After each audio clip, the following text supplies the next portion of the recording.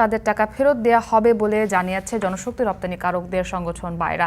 Recruiting agency মালিকদের সঙ্গে মতবিনিময় সভা শেষে সম্মেলনে এমন আশ্বাস দেয় তারা। এই বিষয়ে আমরা আরো জানবো। এই মুহূর্তে সভা শেষে ব্রিফিং চলছে, আমরা সরাসরি যুক্ত হচ্ছি সেখানে।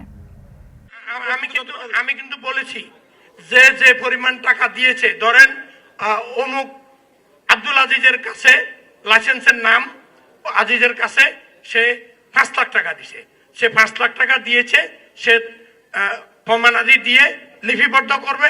আমরা 5 লাখ টাকা আদায় করে দেওয়ার জন্য ইনশাল্লাহ চেষ্টা করব। ভাই একটা প্রশ্ন রয়েছে, আসলে একটা প্রশ্ন রয়েছে।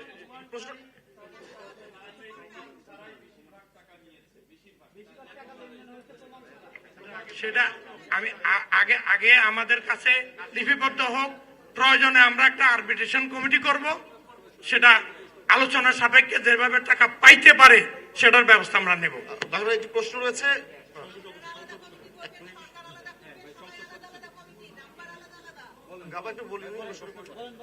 বলছি যে এই বারবারই একটি কথা আসছে, আপনারা মিডিয়ার প্রতি অভিযোগ দিচ্ছেন যে আমরা মিডিয়ারা বিভ্রান্তিকর সংবাদ পরিবেশন করছি, আপনাদের এই খাতটা ক্ষতিগ্রস্ত হচ্ছে। প্রশ্ন হচ্ছে যে অন্য 14টি দেশ যে বারবার বলা হচ্ছে মালয়েশিয়াতে লোক পাঠাই, সেখানে কোনো সিন্ডিকেট হচ্ছে না, বাংলাদেশে কেন হচ্ছে? এখানে আসলে মধুটা কোথায়?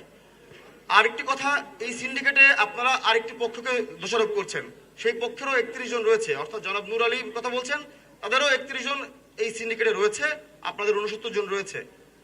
সিন্ডিকেট তো আপনারা সবাই মিলেই করছেন, এই বাইরের সদস্যরা যারা রয়েছেন তারা মিলেই তো করছেন। সিন্ডিকেটটা কি তার মানে আপনারা বাইরের প্রশ্রয় দিচ্ছেন? আপনারা কি মনে করছেন যে সিন্ডিকেট ছাড়া এই ব্যবসা, এই জনশক্তি ব্যবসা করা যাবে না? মানে সিন্ডিকেটটাকে আপনারা প্রশ্রয় দিচ্ছেন কিনা সেটি তো আমি সেটি সিঙ্গাপুরের ক্ষেত্রে বলছি, সেটি কোরিয়ার ক্ষেত্রে বলছি, সেটি ওমানের ক্ষেত্রে বলছি, সব দেশের ক্ষেত্রে বলছি, সিন্ডিকেটটা বাদ দেওয়া হবে কিনা এই জনশক্তি খাত থেকে? একটা বিষয়, আপনি সাংবাদিক ভাই, আপনি আমার থেকে অনেক অভিজ্ঞ। আপনি আমাদের সরকার, মালয়েশিয়ার সরকার যে চুক্তিটা করেছে, চুক্তির মধ্যে লিখেছে, আমরা কিন্তু আপনাদেরকে নিয়েই সিন্ডিকেট বিরোধী আন্দোলন করেছিলাম, কিন্তু আমাদের সরকার, মালয়েশিয়ান সরকার একটা চুক্তি করেছে, চুক্তির মধ্যে বলেছে আমরা হলাম sending country, Malaysia receiving country. Receiving country যেভাবে লোকজন নির্ধারণ করবে, কাদের কাছ থেকে লোক নিবে তারাই নির্ধারণ করবে। চুক্তি করছে কে? আমাদের প্রবাসী কল্যাণ মন্ত্রণালয়, এটা বাইরে নাই। তো চুক্তি মোতাবেক ওই দেশের সরকার 101 জনকে চিহ্নিত করছে, বাইরের সদস্যদের এখানে কিছু করার নাই।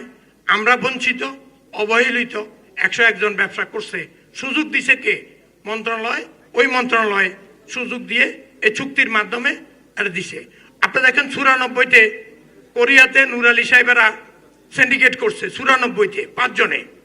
আপনার সেখানে ছিল